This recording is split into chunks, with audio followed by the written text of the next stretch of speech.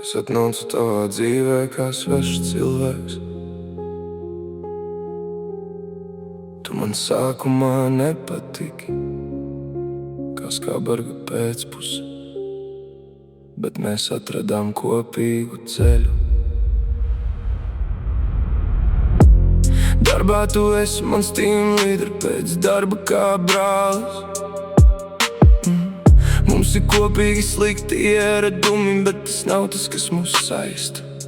Mūs saista kaut kas vairāk – draudzība. Mēs smējāmies par mašīnu, kuru sačakarējām. Mēs smējāmies, ka citas pļāva, bet es vairs nevaru smieties. Es redzēju savas meitenes acīs, viņa redz tavu īsto seju, to maskēto.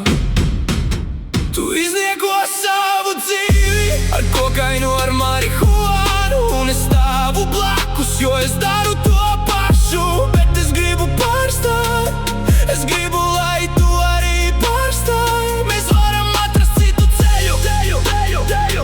Nevis melno, bet dzīvo.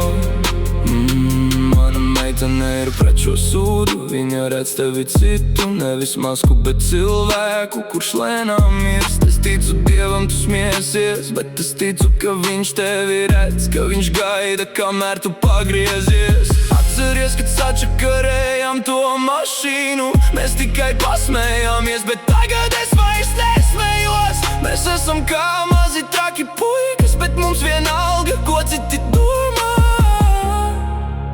jo kopā mums ir jautri.